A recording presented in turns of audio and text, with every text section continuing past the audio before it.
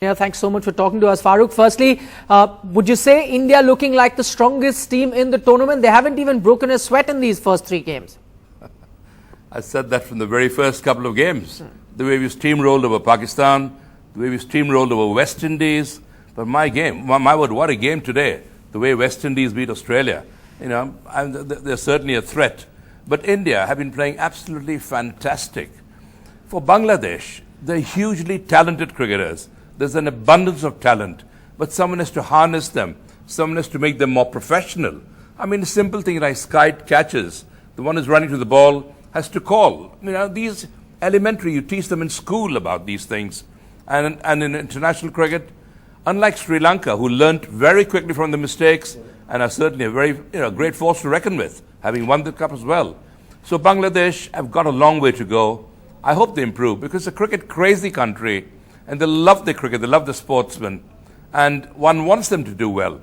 There's so much talent there. Right. You just feel sorry for them. Right. Let's talking about the Indian team. We have been saying how well they are performing. They look like in good form. But if one was to look at a worrying sign, that could be the batting order hasn't been tested because tougher times await the Indian team when they make it into the semis, and a more competitive team they will be squaring up against.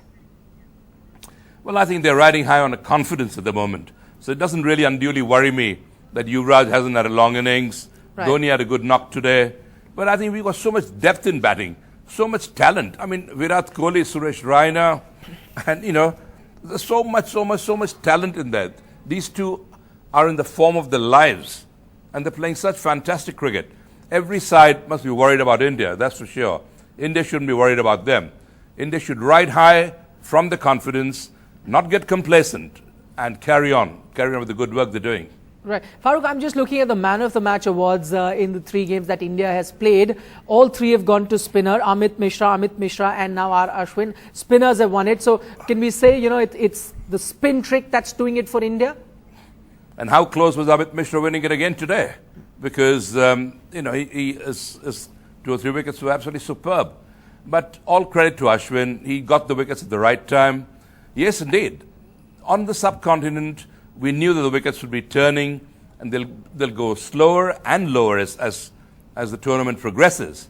So, I mean, spinners are going to play a huge part, a vital part. Even the part-time spinners will have a very important role to play. Right, Farokh, another good thing is it seems like that the off-field activities are not really affecting the morale of the Indian team. I'm, of course, talking about what's unfolding in the Supreme Court. So when it comes to cricket, they have their concentration on the game and are performing really well. That's good to see. Absolutely. They've got to be focused. They are determined to win this T20. And I reckon they're well on their way to doing it. But they've got to be focused. Dhoni is a very, very sensible captain. And the way he's marshaled his team, absolutely superb. They're not letting all the shenanigans in India worry them.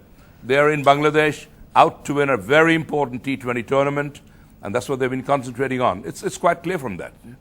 All right, Farokh Engineer, thanks so much for joining us. And like Farokh had mentioned earlier, India seemed like the team to beat, and he's saying now they look, in fact, like the favourites to even win this tournament. Thanks so much for talking to us.